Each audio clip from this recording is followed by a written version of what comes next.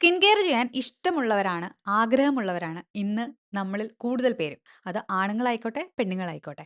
പക്ഷേ skin care ചെയ്യുന്നത് ഭയങ്കര എക്സ്പെൻസീവ് ആയ ഒരു കാര്യമാണെന്ന് വിചാരിച്ചിട്ട് പലരും അത് ചെയ്യാതിരിക്കും. അതെങ്ങനെ ചെയ്യണമെന്നറിയാതെ ചെയ്യാതിരിക്കും. ആൻഡ് ഓൾസോ ഉള്ള കാര്യങ്ങൾ ആലോചിച്ചിട്ടും സ്കിൻ കെയർ ചെയ്യാതിരിക്കും. അതുകൊണ്ട് അധികം ചെലവില്ലാതെ, അധികം പൈസ ചെലവാക്കാതെ എങ്ങനെ നല്ലൊരു സ്കിൻ കെയർ ചെയ്യാം എന്നുള്ളതും, എങ്ങനെ സ്കിൻ കെയർ സ്റ്റാർട്ട് ചെയ്യാം എന്നുള്ളതുമാണ് ഞാൻ ഇന്ന് പറയാൻ പോകുന്നത്. അപ്പോൾ welcome back to Veena's inner style. ഞാൻ വീണ. പ്രൊഫഷണൽസ് ഞാനൊരു certified image consultant and personal stylist ആണ്. അപ്പോൾ എന്തെങ്കിലും തരത്തിലുള്ള ഇമേജ് മേക്കേഴ്സോ സ്റ്റൈലിംഗ് സർവീസസോ സ്കിൻ കെയർ കൺസൾട്ടേഷൻസോ വേണമെന്നുണ്ടെങ്കിൽ എന്നെ റീച്ച് ഔട്ട് ചെയ്യാൻ മടിക്കേണ്ട. ഞാൻ എൻ്റെ ഇൻസ്റ്റ ഐ ഡിയും അതോടൊപ്പം തന്നെ എൻ്റെ മെയിൽ ഐ ഡിയും ഡിസ്ക്രിപ്ഷൻ ബോക്സിൽ കൊടുക്കുന്നുണ്ടാവും. അപ്പോൾ വേണ്ടവർക്ക് ചെക്ക് ചെയ്ത് നോക്കാവുന്നതാണ്. അധികം ചെലവില്ലാതെ സ്കിൻ കെയർ ചെയ്യുകയും സ്കിന്നിനെ ട്രാൻസ്ഫോം ചെയ്യിക്കുകയും ചെയ്യാനുള്ള ഒരു 10 കാര്യങ്ങളാണ് ഞാൻ ഇന്ന് പറയാൻ പോകുന്നത്.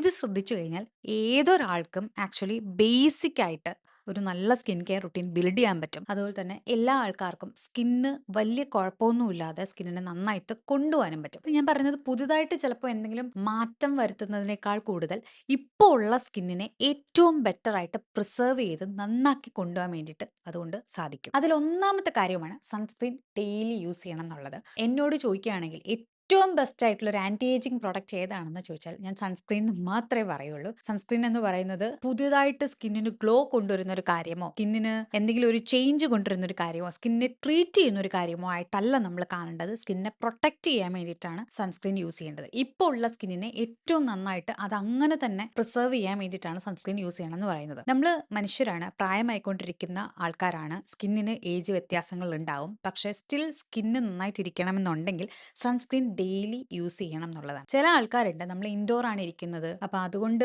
സൺസ്ക്രീൻ യൂസ് ചെയ്യണമെന്ന് ചോദിക്കുന്നവരുണ്ട്. സൺ എക്സ്പോഷർ നിങ്ങൾക്ക് ഉണ്ടാവുന്നുണ്ടെങ്കിൽ, നിങ്ങൾ ഇൻഡോർ ആയിക്കോട്ടെ, സൺലൈറ്റ് ഉള്ളിലേക്ക് വരുന്നുണ്ടെങ്കിൽ നിങ്ങൾ സൺസ്ക്രീൻ യൂസ് ചെയ്യണം. രണ്ടാമത്തെ കാര്യം, എല്ലാ ആഴ്ചയിലും പ്രൊഡക്റ്റ് ചേഞ്ച് ചെയ്യുന്ന പരിപാടി നിങ്ങൾ നിർത്തണം. ഒരു പ്രൊഡക്റ്റ് യൂസ് ചെയ്ത് തുടങ്ങിയാൽ ആ പ്രൊഡക്റ്റ് പെട്ടെന്ന് ചേഞ്ച് ചെയ്യുകയല്ല ചെയ്യേണ്ടത്, അല്ലെങ്കിൽ കുറച്ച് ദിവസം ഉപയോഗിച്ചിട്ട് അത് ഷെൽഫിൽ തന്നെ വെക്കുകയല്ല ചെയ്യേണ്ടത്. ഒരു പ്രൊഡക്റ്റ് വാങ്ങിയിട്ടുണ്ടെങ്കിൽ നിങ്ങൾക്ക് ആ പ്രൊഡക്റ്റ് അലർജി ഉണ്ടാക്കുന്നില്ലെങ്കിൽ, എന്തെങ്കിലും റിയാക്ഷൻ ഉണ്ടാക്കുന്നില്ലെങ്കിൽ, ആ പ്രൊഡക്റ്റ് കണ്ടിന്യൂസ് ആയിട്ട് അത് തീരുന്നത് വരെ നിങ്ങൾ യൂസ് ചെയ്യണം. അറ്റ്ലീസ്റ്റ് 3 മന്ത്സ് എങ്കിലും നിങ്ങൾ യൂസ് ചെയ്യണം. സപ്പോസ് നിങ്ങൾക്ക് ഒരു അലർജിയോ അങ്ങനെയുള്ള കാര്യങ്ങളോ ഉണ്ടാവുകയാണെങ്കിൽ അത് പ്രൊഡക്റ്റ് കൊണ്ട് തന്നെയാണ് ഉണ്ടാവുന്നത് എന്ന് ചെക്ക് ചെയ്യണം. അത് അങ്ങനെയാണെങ്കിൽ കൂടി ചില പ്രൊഡക്റ്റിന് പേർജിങ് പോലെയുള്ള കാര്യങ്ങൾ ആദ്യം ഉണ്ടാവാം. പക്ഷേ അതുകൊണ്ട് അത് അവോയ്ഡ് ചെയ്യണം എന്നുമില്ല. അത് യൂസ് ചെയ്യുന്നതിന്റെ അളവ് കറക്റ്റ് ആണോ എന്ന് നോക്കുക. ഇപ്പൊ സിറംസ് ഒക്കെ ആണെങ്കിൽ ഒരു 3 ഡ്രോപ്പ് അല്ലെങ്കിൽ 4 ഡ്രോപ്പ് മതി കംപ്ലീറ്റ് ഫേസും നെക്കും കവർ ചെയ്യാൻ വേണ്ടിയിട്ട്. അതിൽ കൂടുതൽ എടുത്തു കഴിഞ്ഞാലും സ്കിന്നിന് അതത്ര നല്ല കാര്യമായിരിക്കില്ല. കൺസിസ്റ്റൻസിയോട് കൂടി ഒരു 3 ഡ്രോപ്പ് അല്ലെങ്കിൽ 4 ഡ്രോപ്പ് യൂസ് ചെയ്യുന്നതായിരിക്കും ഏറ്റവും നല്ലത്. അങ്ങനെ ഒരു പ്രൊഡക്റ്റ് വാങ്ങിയിട്ട് എക്സ്പെൻസീവ് ആയിട്ടുള്ള ട്രെൻഡിൽ നിൽക്കുന്ന വേറൊരു പ്രൊഡക്റ്റ് ഉണ്ട് എന്ന് പറഞ്ഞിട്ട് അത് കണ്ടറിഞ്ഞ് അത് വാങ്ങാൻ പോകുന്നതിനേക്കാളും ഇപ്പൊ യൂസ് ചെയ്തുകൊണ്ടിരിക്കുന്ന പ്രൊഡക്റ്റ് തന്നെ യൂസ് ചെയ്യുന്നതാണ് ഏറ്റവും ബെസ്റ്റ് സ്കിൻ കെയറിന് നല്ലത്. അത് ഏറ്റവും നല്ല സ്കിന്ന് നിങ്ങൾക്ക് തരാനും ഹെൽപ്പ് ചെയ്യും. മൂന്നാമത്തെ കാര്യം എന്ന് പറയുന്നത്, രാത്രി ഒരുപാട് വൈകി ഉറങ്ങാൻ നിൽക്കരുത് എന്നുള്ളതാണ്. ഉറക്കം ശരിക്കും നമ്മുടെ സ്കിന്നിനെ കൂടി റിപ്പയർ ചെയ്യാൻ വേണ്ടിയിട്ട് ഹെൽപ്പ് ചെയ്യുന്നതാണ്. കൂടുതൽ ആൾക്കാരും എനിക്കറിയാം രാത്രി ഏറെ വൈകിയിരിക്കുന്ന ആൾക്കാരാണ്. ഞാനും അങ്ങനെ ആയിരുന്നു. പക്ഷെ ഞാനതൊക്കെ മാറ്റി നേരത്തെ ഉറങ്ങാൻ വേണ്ടി ശ്രമിക്കാറുണ്ട്.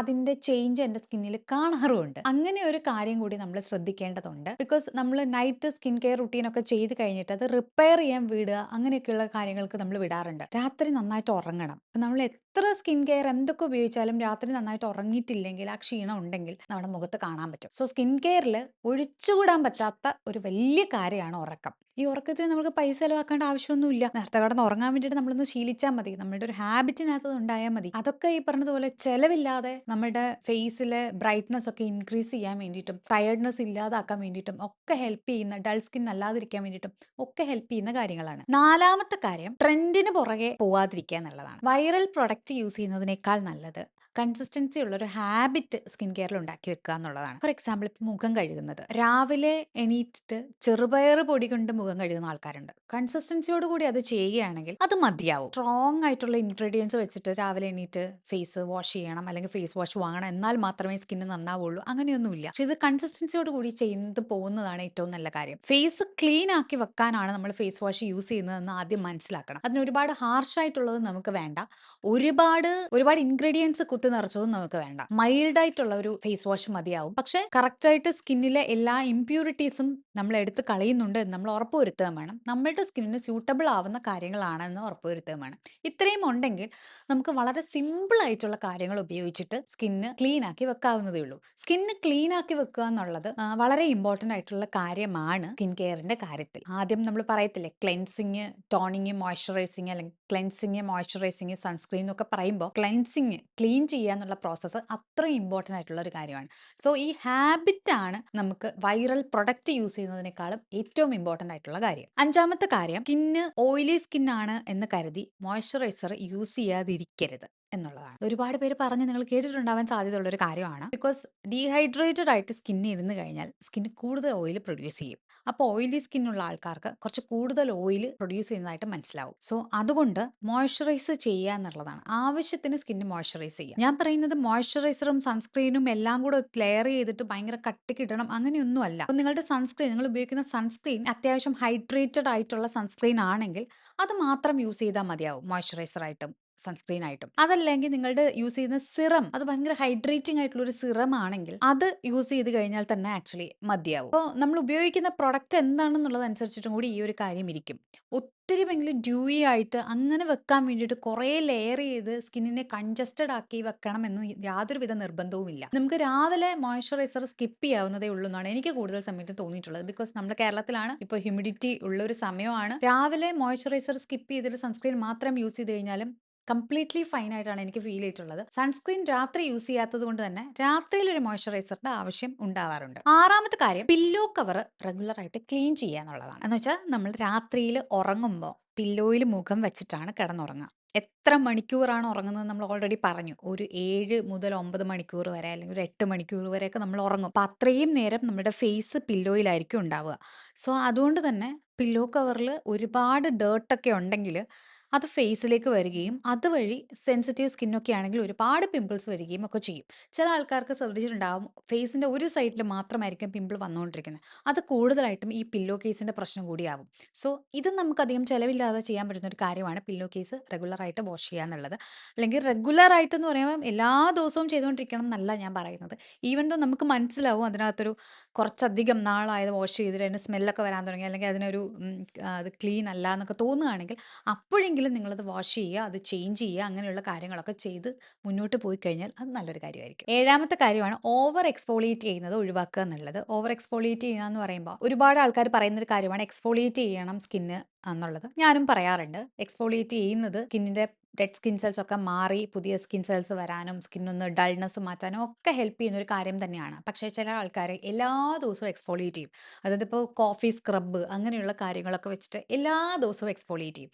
എല്ലാ ദിവസവും അങ്ങനെ ചെയ്ത് കഴിഞ്ഞാൽ നമ്മുടെ സ്കിന്നിന്റെ ബാരിയർ പ്രശ്നത്തിലാവും. ബാരിയർ പ്രശ്നത്തിലായാൽ പിന്നെ ബ്രേക്ക്ഔട്ട്സ് ഉണ്ടാവും, പല പല ഇഷ്യൂസ് ഉണ്ടാവും. സ്കിന്ന് ഭയങ്കര ഡ്രൈ ആവാൻ തുടങ്ങും, ഡൾ ആവാൻ തുടങ്ങും, ഡാർക്ക് പാച്ചസ് ഉണ്ടാവാൻ തുടങ്ങും. അപ്പോൾ ഓവറായിട്ട് എക്സ്ഫോളിയേറ്റ് ചെയ്യുക എന്നുള്ളൊരു പരിപാടി നമ്മൾ വേണ്ടെന്ന് വെക്കണം. ആഴ്ചയിൽ ഒരിക്കൽ എക്സ്ഫോളിയേറ്റ് ചെയ്യുക. അതും ഭയങ്കര ഹാർഷായിട്ടുള്ള എക്സ്ഫോളിയേറ്റ് ചെയ്യുന്ന ഗ്രാനുൾസോ ഒന്നും വെച്ചിട്ട് എക്സ്ഫോളിയേറ്റ് ചെയ്യാൻ ഞാൻ പറയുന്നില്ല. കട്ടിയുള്ളതൊന്നും വെച്ചിട്ട് ഒരുപാട് ഉരച്ച് കഴുകേണ്ട ഒരു കാര്യമല്ല. ഫേഷ്യൽ സ്കിൻ എന്ന് പറഞ്ഞാൽ ഭയങ്കര ഡെലിക്കേറ്റ് ആണ്, കട്ടി ഭയങ്കര കുറവാണ്. അപ്പോൾ അതുകൊണ്ട് തന്നെ അതെപ്പോഴും ശ്രദ്ധിച്ചിട്ട് വേണം, അതിനെ ഒരുപാട് ഉപദ്രവിക്കാതെ വേണം നമ്മൾ എപ്പോഴും എക്സ്ഫോളിയേറ്റ് ചെയ്യാൻ. എട്ടാമത്തെ കാര്യം എന്ന് പറയുന്നത്, ഫോക്കസ് നമ്മൾ എപ്പോഴും കൊടുക്കേണ്ടത് ഇൻഗ്രീഡിയൻസിലായിരിക്കണം, പാക്കേജിങ്ങിലായിരിക്കരുത്. അതായത് ഇപ്പോൾ ലക്ഷറി ബ്രാൻഡാണ്, നല്ലൊരു സിറമാണ് എന്നൊക്കെ പറഞ്ഞിട്ട് ഒരു കാര്യം ബ്രാൻഡ് ചെയ്യുകയാണെങ്കിൽ കൂടി അതിൻ്റെ ഇൻഗ്രീഡിയൻസ് എന്താണെന്ന് നിങ്ങളൊന്ന് ചെക്ക് ചെയ്യുക. നൈസിനമൈഡ് ആണോ, അസിലിക് ആസിഡ് ആണോ, വിറ്റമിൻ സി ആണോ, എന്താണ് അതിൻ്റെ ഒരു ബേസിക് ഇൻഗ്രീഡിയൻ്റ് എന്ന് ചെക്ക് ചെയ്യുക. നിങ്ങൾക്ക് സ്യൂട്ടബിൾ ആവുന്ന ഇൻഗ്രീഡിയൻ്റ് ആണോ എന്ന് ചെക്ക് ചെയ്യുക. ഇൻഗ്രീഡിയൻസിനകത്താണ് അതിൻ്റെ കാര്യം ഇരിക്കുന്നത്. ഇൻഗ്രീഡിയൻസ് ഇപ്പോൾ ചെറിയ പെർസെൻറ്റേജിൽ യൂസ് ചെയ്ത് കഴിഞ്ഞാലും ഓക്കെ ആണ്. ബിക്കോസ് നിങ്ങളൊരു സ്റ്റാർട്ടിംഗ് സ്റ്റേജിലൊക്കെ ആണെങ്കിൽ ഏറ്റവും ചെറിയ പെർസെൻറ്റേജിൽ യൂസ് ചെയ്താൽ മതിയാവും.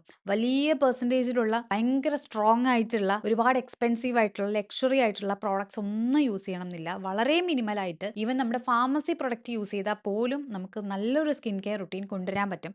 പക്ഷേ ഒന്ന് അതിൻ്റെ കോൺസെൻട്രേഷനും നിങ്ങൾ ചെക്ക് ചെയ്യണം. അതുപോലെ തന്നെ ഇൻഗ്രീഡിയൻറ്റ് ഏതാണെന്നും ചെക്ക് ചെയ്യണം. ആ ഇൻഗ്രീഡിയൻറ്റ് നമുക്ക് സ്യൂട്ടബിൾ ആവോ എന്നുള്ളത് അറിഞ്ഞിരിക്കുകയും വേണം. ഒമ്പതാമത്തെ കാര്യം എന്ന് പറയുന്നത് പ്രോട്ടീൻ കഴിക്കാൻ നോക്കുക. അതുപോലെ കളർഫുൾ ആയിട്ടുള്ള ഫ്രൂട്ട്സ് ആൻഡ് വെജീസ് കഴിക്കാൻ നോക്കുക. സ്കിൻ കെയർ എന്ന് പറയുന്നത് ലക്ഷറി പ്രൊഡക്റ്റോ അല്ലെങ്കിൽ ഒരുപാട് എക്സ്പെൻസീവ് ആയിട്ടുള്ള സ്കിന്നിൻ്റെ പുറത്ത് അപ്ലൈ ചെയ്യുന്ന കാര്യം മാത്രമല്ല, ഉള്ളിൽ നമ്മൾ കഴിക്കുന്ന കാര്യങ്ങളും കൂടിയാണ്. കൊളാജൻ സപ്ലിമെന്റ് ഒന്നും കഴിക്കാൻ പറ്റുന്നില്ല, നന്നായിട്ട് തോന്നുന്നില്ല എങ്കിൽ കൂടി നിങ്ങൾക്ക് നന്നായിട്ട് പ്രോട്ടീൻ കഴിച്ചാൽ മതിയാവും. അതുപോലെ കളർഫുൾ ആയിട്ടുള്ള വെജീസും ഫ്രൂട്ട്സും കഴിച്ചാൽ മതിയാവും. വെജീസും ഫ്രൂട്ട്സും കഴിക്കുക എന്നുള്ളത് ഇപ്പം എല്ലാ കളറിലും ഉള്ളത് കഴിക്കാൻ പറ്റുകയാണെങ്കിൽ അത്രയും നല്ലതെന്നുള്ളതാണ്. അതിലും ഈ പറഞ്ഞതുപോലെ വീട്ടിലൊക്കെ ഉണ്ടാവുന്ന ഫ്രൂട്ട്സും വെജിറ്റബിൾസും ഒക്കെ കഴിച്ചാലും അതേ ഗുണങ്ങൾ നമുക്ക് കിട്ടും. പക്ഷെ അതെല്ലാം ബാലൻസ്ഡ് ആയിട്ട് കഴിക്കണം എന്നുള്ളതാണ്. അതുപോലെ തന്നെ പ്രോട്ടീനും കഴിക്കണം എന്നുള്ളതാണ്. ഇതൊന്നും കഴിക്കാതെ സ്കിൻ കെയർ ടോപ്പിക്കലി മാത്രം, അതായത് സ്കിന്നിന്റെ പുറത്ത് തേക്കുന്ന സാധനങ്ങൾ മാത്രം തേച്ചുകൊണ്ട് സ്കിന്നിന് വലിയൊരു മാറ്റം സംഭവിക്കും എന്നൊന്നും വിചാരിച്ചു കഴിഞ്ഞാൽ അത് ചിലപ്പോൾ നടന്നു എന്ന് വരില്ല. 10ാമത്തെ കാര്യം,